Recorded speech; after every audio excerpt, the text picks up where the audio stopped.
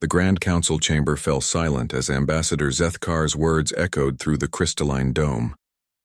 Representatives from 47 species sat motionless, their various forms of breathing apparatus, translation devices, and environmental suits creating a symphony of mechanical whispers that suddenly seemed deafening in the wake of his announcement.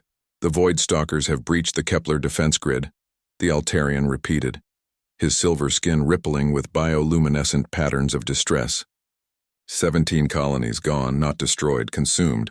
Their entire populations, their histories, their very essence, devoured. The human representative, Commander Sarah Chen, leaned forward in her modest chair among the towering crystalline seats and floating pods that accommodated the galaxy's more exotic delegates. Her simple military uniform looked almost primitive compared to the biomechanical marvels and energy constructs worn by her fellow ambassadors. "How long before they reach the core worlds?" asked the Threxian delegate, its mechanical voice translator struggling with what sounded like barely contained panic. "At their current rate of consumption, 12 standard cycles," Zethkar replied. "Each colony they devour makes them stronger, faster. The mathematical projections are absolute." A collective shudder ran through the chamber. The ethereal representative's gaseous form flickered with anxiety. The insectoid Zixith clicked their mandibles in rapid, nervous succession. Even the ancient keepers, beings of pure energy who had witnessed the birth of stars, seemed to dim with resignation. "Then we are lost," whispered the Aquarian delegate through her translation bubble. "The Void Stalkers cannot be fought. They exist in dimensions our weapons cannot reach. They consume not just matter but consciousness itself." "Not necessarily," Chen said quietly. Every sensor, optical organ, and consciousness detector in the chamber focused on the human. She stood slowly, her movements precise and controlled despite the weight of 47 species' attention. "The briefing mentioned they can only be damaged by someone entering their dimensional space," she continued. "Someone would have to cross over to their realm and strike at their core consciousness while they're feeding." "An impossibility," the crystalline delegate chimed, their harmonic voice resonating through the chamber. "To enter their dimension is to be instantly devoured. No shield, no armor, no consciousness can survive that transition." "No conventional consciousness," Chen corrected, "but humans have something unique. We call it stubbornness, but your scientists have documented it as localized reality anchoring. When we absolutely refuse to accept something, we can temporarily make it not apply to us." A ripple of confusion passed through the assembly. The Altarian ambassador consulted his quantum database, bioluminescent patterns racing across his skin as he processed information. "Remarkable," he said finally. "The human capacity for denial of absolute facts has been documented in 847 cases across their short spacefaring history.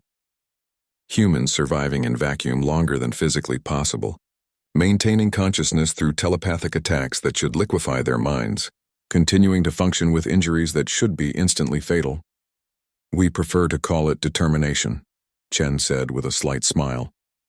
"You speak as though you intend to volunteer," observed the Keeper representative, their energy form pulsing with ancient wisdom. Chen nodded. "Someone has to," the chamber erupted. The Threxian delegate's mechanical frame sparked with agitation. The Zixith's clicking became a rapid staccato of alarm. The Aquarian's translation bubble actually fogged with what appeared to be tears. "Absolutely unacceptable," the ethereal delegate's voice boomed through the chamber's speakers. "Humans are a protected developing species. You have been part of the galactic community for barely 2 standard cycles. We cannot ask." "You're not asking," Chen interrupted firmly. "You asked who would volunteer. I'm volunteering." "The probability of survival is less than 0.03%, calculated the crystalline delegate. "I've survived worse odds." "You don't understand," Zethkar said, his silver skin now pulsing deep blue with distress. "The Void Stalkers don't just kill. They erase. If you fail, there will be no memory of you, no record, no legacy. It will be as if you never existed."